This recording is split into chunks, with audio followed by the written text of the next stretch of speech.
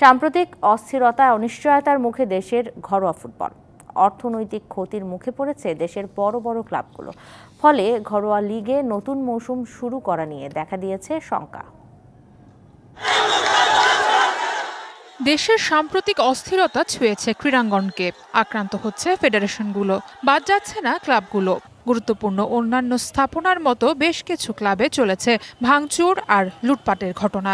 এদের মাঝে সবথেকে বেশি ক্ষতিগ্রস্ত হয়েছে ঐতিহ্যবাহী ক্লাব আবাহনী।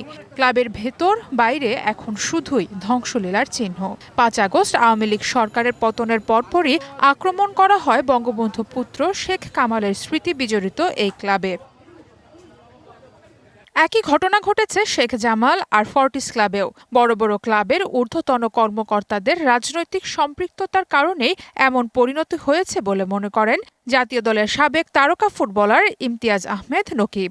আসলে প্রতিটা ক্লাবেরই রাজনৈতিকভাবে জড়িত। ফুটবল বলেন, ক্রিকেট বলেন, বাজে আচরণ স্পোর্টসে থাকাও ঠিক হবে না। স্পোর্টসটা আসলে রাজনীতির বাইরে রাখা উচিত আমি মনে করি।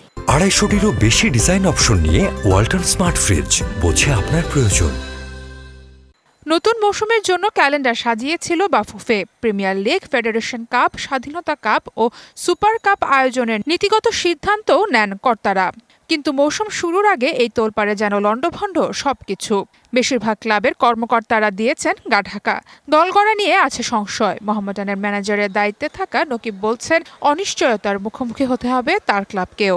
আরও ডোনেশনের উপরে সবগুলি ক্লাবই চলে। আবাহনী বলেন বা মোহামেডান বলেন বা আদার্স বাংলাদেশের যতগুলি ক্লাবই আছে, যারা অর্থ দিতেন তাদের সাথে আমরা যোগাযোগই করতে পারতেছি না। তা এখন এই অবস্থায় ফুটবল কিভাবে চালাবে? আমার বোধগম্য নয়। দলবদলের ডেট লাস্ট 18 তারিখ।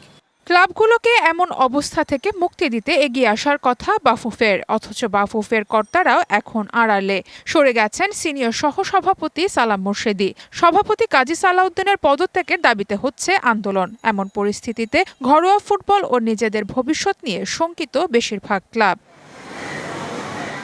সারা মাহবুব, ডিবিসি নিউজ, ঢাকা।